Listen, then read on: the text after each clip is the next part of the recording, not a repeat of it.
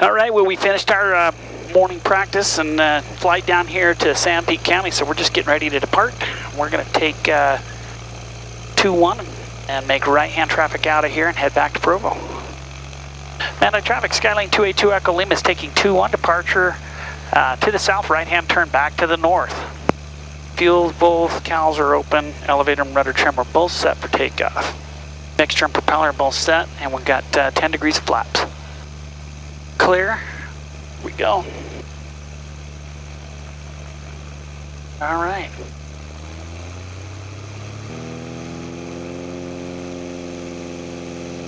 Comes our power.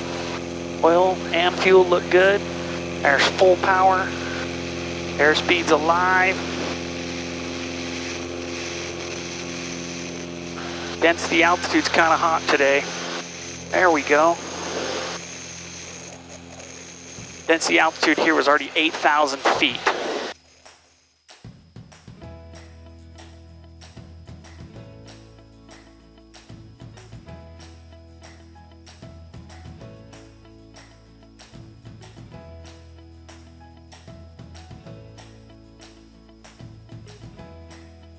And tell you from traffic, Skyline 282 Echo Lima, right crosswind, 2-1, Manti.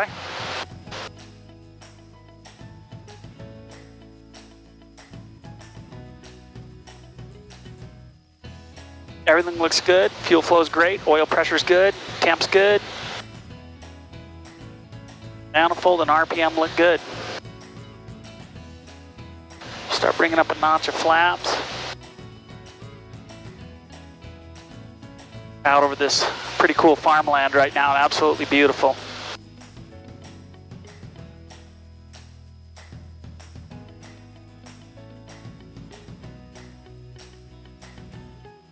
And it's hot today. It's hot outside, no joke. I think it's already 90 degrees, 95. So it's quite hot. We got some rain kind of coming in. We're gonna head just right back over, bump over the hill and the mountains, and we'll be right back into Provo.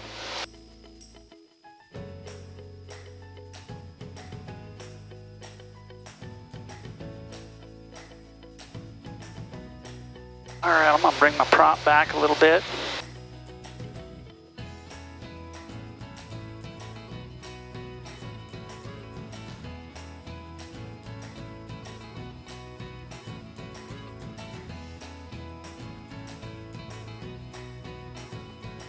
Autopilot on, let her stabilize a little bit here. And then we got our climb all set. Getting some updraft, we got 800-900 feet, 1,000 feet a minute with, 80 some odd gallons of fuel on board.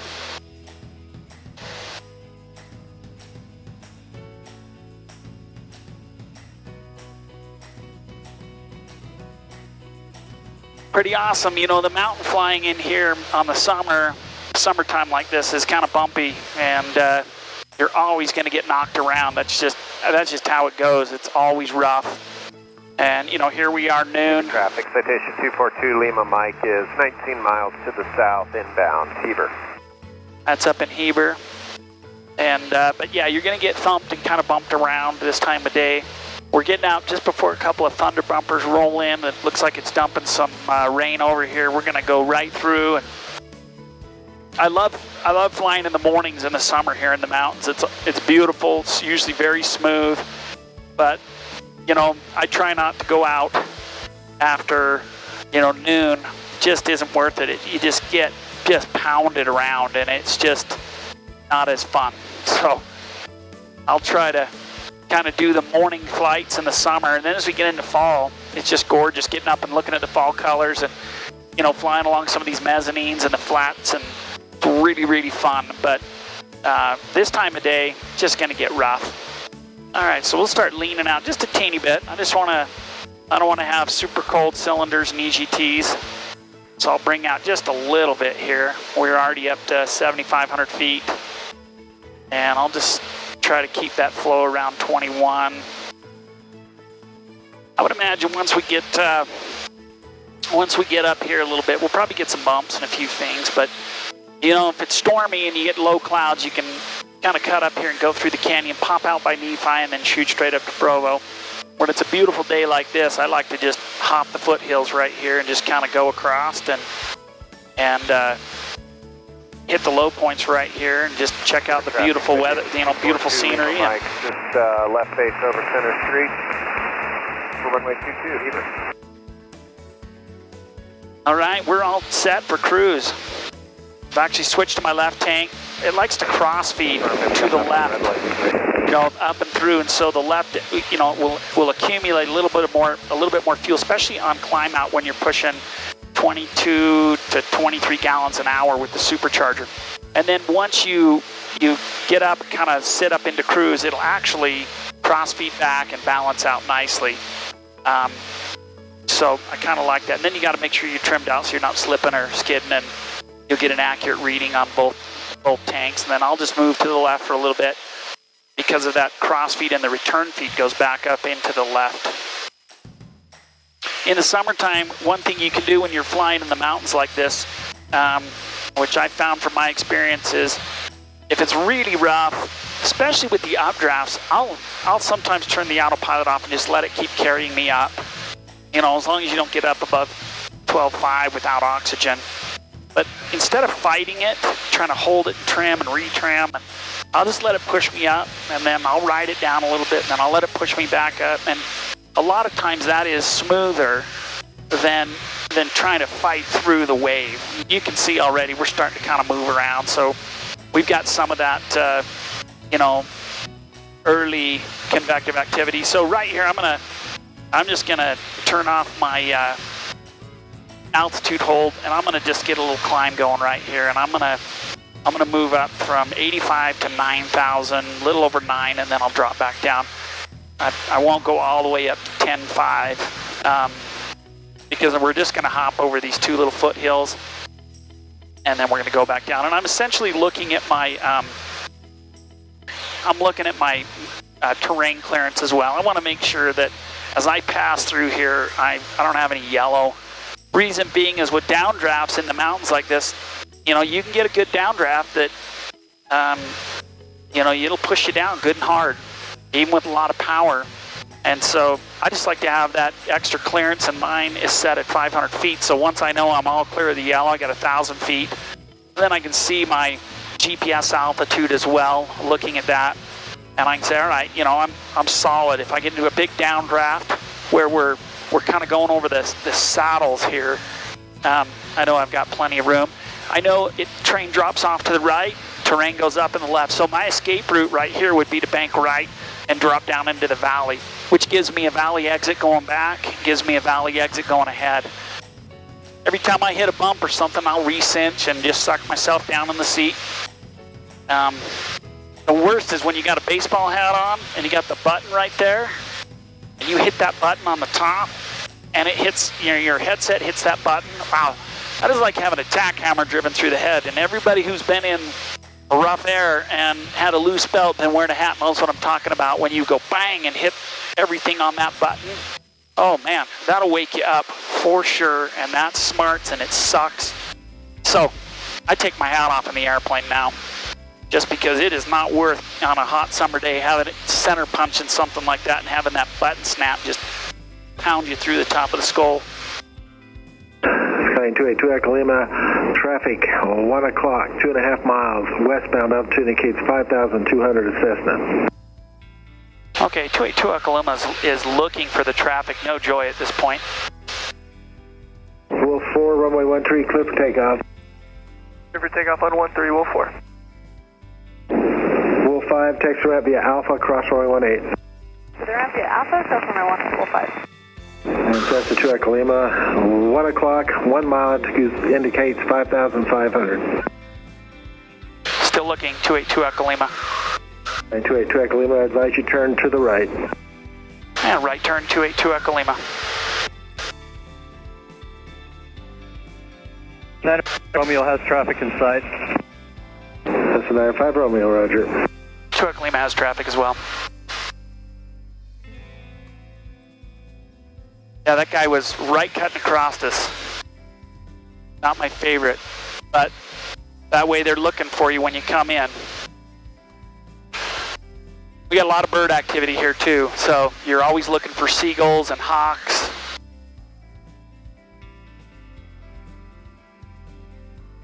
All right, mixture's in. Again, gumps.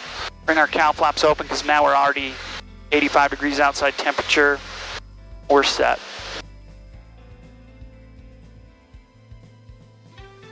Prop is in high, mixture set, and we'll bring in our first notch of flaps. We're in the wide arc, coming into 10. Provo Tower, Skylane 282 Echo Lima's midfield. Cessna 282 Echo Lima, runway 13, clear to land. 282 Echo Lima, cleared to land 13. This will be full stop. Cessna 95 Romeo, frequency change approved. Frequency change approved, 95 Romeo, get All right, down. I'm going to bring my trim back in, off my rudder for cruise. A lot of times I think people forget that. Then when you get down and you get slow, it starts to weather vane on you. And I think it gives you a false, sense of where the wind is coming from. If you forget to take that trim out, it'll want to push itself around, especially if you give a blip of power. So I like to make sure lots of people forget the rudder trim. All right, we'll bring our speed back a bit, start getting ourselves set up.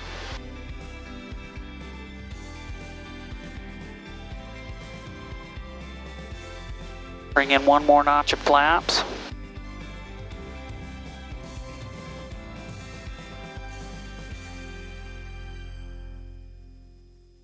Wind 150 at 7.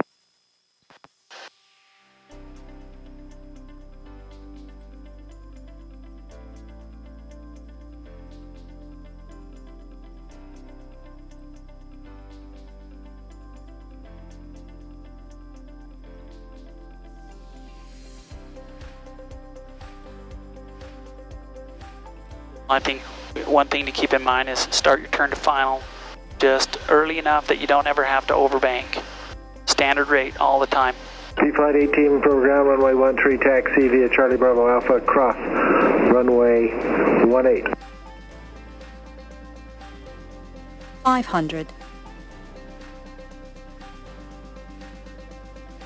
Wolf 4, frequency change approved. Frequency change approved, Wolf 4.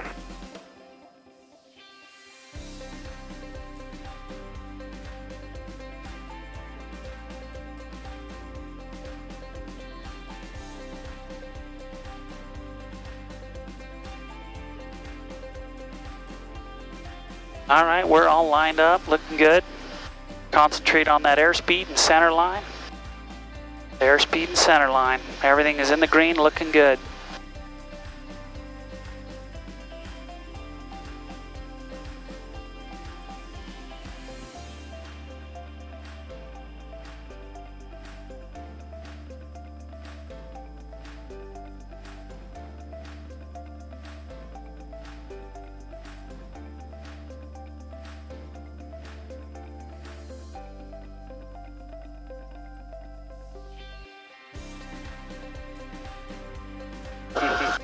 There we go, both down.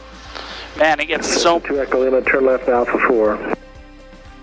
2 Echo Lima, left at Alpha 4. So he's going to send me down. A lot of heat coming off the runway, man. A lot of heat coming off that runway. I had that one push, it wanted to lift me back up, and then you could feel it. It was just grease, and on.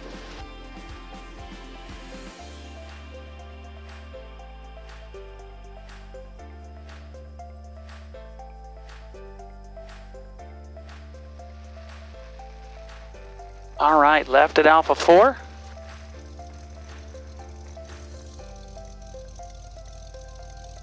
This is 2 Echo Lima, taxi to the ramp via Charlie. 2 Echo Lima to the ramp via Charlie. All right, man, we're home. Taxiing back to our hangar at Provo. Nice little flight. Right on final, my wife was calling me. I might have forgot to tell her when I was leaving, so now she's wondering where I am. Sweetheart. Whew, it is hot, man. Outside air temperature 88, probably be 90 before I even get taxied in there, as it's, we've still got air blowing over it. Provo Tower, Wolf 1-4, holding short, runway 13, ready This for guy is takeoff. going awfully Wolf slow. 14, Provo Tower, runway 13, clear for takeoff. Clear for takeoff, runway 13, Wolf 1-4. So you got a bunch of different schools here. It's constantly being used for high traffic, high volume katanas and the twins that are, you know, they're flying Senecas, and then the diesel twins. Forgot the name.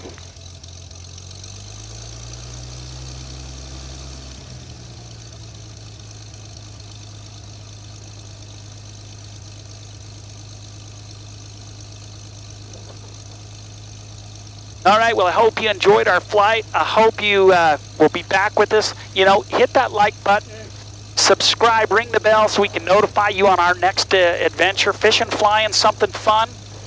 And we appreciate it, man. Thanks for helping us out by subscribing. We are home.